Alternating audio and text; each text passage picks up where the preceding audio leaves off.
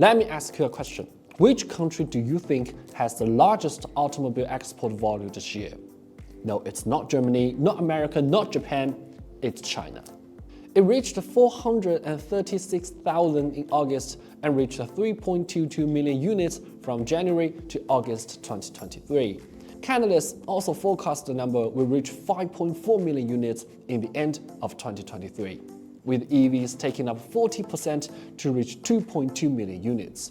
Among them, the most exported car is this. I can feel it somewhere inside, haunting, like a drug I keep on wanting. There's a love that fits so perfect, it's hard to believe. This is the MG4 EV, a typical European car yet designed and built completely by Chinese. And it has become Europe's best-selling all-electric hatchback by overtaking the Volkswagen ID.3 in October. So let's explore why this Chinese car got this much love in Europe and how did its Chinese origin help. I'm Harris, you're watching My EV.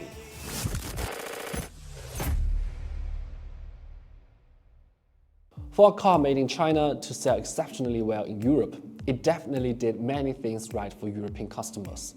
So first, let's look at what these things are. Comparing to Chinese, Europeans have a pretty high bar for the chassis and handling, which is where this MG4 is very good at. 2.6 meter wheelbase, 1.6 tons weight, rear 5-link suspension, and rear-wheel drive. These are not very common for electric hatchback under 4.3 meters. The long wheelbase enhances cornering stability, the lightweight improves the responsiveness, and the 5-link suspension boosts the stability and traction of the rear axle. As for the rear-wheel drive, well, I don't think I need to say more about the advantages of it. So the result is that even though the SE version we test drove only had 170 horsepower, it's still a very lively car to drive. And compared to the well-received Volkswagen ID.3, the 100 kilo lighter MG4 EV is little less comfy but more nimble. What's more, the combination of a short body and a long wheelbase not only makes up the car more stable in high speed, but also brings another advantage. As a 6'3" guy, I felt a bit uneasy sitting in the back, but actually the seat itself is quite good, as the soft padding and appropriate frame can support my body perfectly. And the storage compartments are literally everywhere. Plus, the boot size is not significantly affected by the car's rear shape. And of course, space alone cannot make the cabin great. What's more important is this.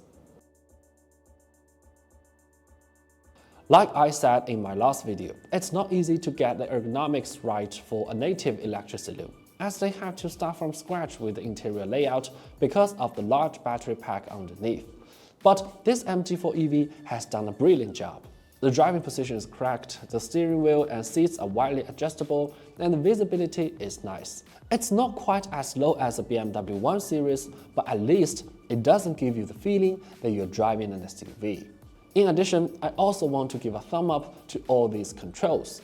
For EV from China, it's actually very restrained when it comes to the intelligent features.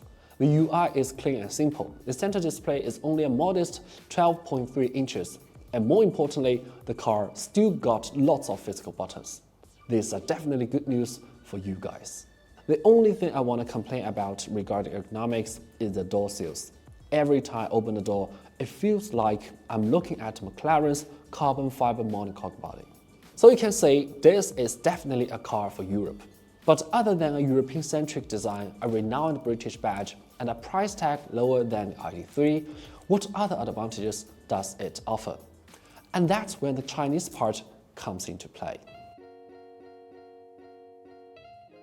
China is leading the world's automotive intelligence. I don't think there's any problem saying this in 2023. Although SAIC's software is not outstanding by Chinese standards, the MG4 EV definitely outperforms the widely criticized ID.3 in terms of abundant functions, voice recognition, smoothness, and stability of the system. We might even have to thank MG for making the car more subtle on the intelligent part. Otherwise, the overly complex function might have turned off European drivers. And of course, Chinese are also good at this. The main reason why this car has such excellent ergonomics actually comes from SAIC's new EV platform, Nebula, in which the battery cells are lying down, thus making the cabin taller and lower in the center of gravity. Although in a way, this platform is linked to Volkswagen MEB platform. It's obviously more reliable than Volkswagen's, which is using A11 battery cells.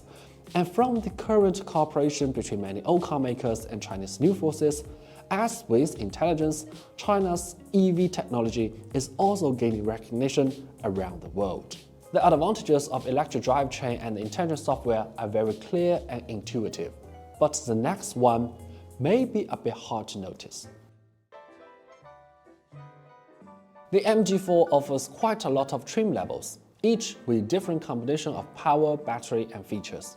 For example, the all-wheel drive X-Power, the first sporty electric hatchback in the world. Even Id.3 didn't make it. And the extended long-range version that costs the same as the X-Power, you get nearly 1.5 times of the original range. It's like trading a motor and some sporty parts for more batteries. The reason it's so diverse is the powerful and complete EIC supply chain in China, so they can provide flexible configurations to meet the demands of different customers. In fact, Chinese car makers are actually cutting down the SKUs for their EVs. But a wide range of choice might help Europeans who are not familiar with native EVs understand what they want better. In addition to the variety, the low cost is also an advantage of a strong supply chain. That's why this car can be sold cheaper than Id.3, not for dumping.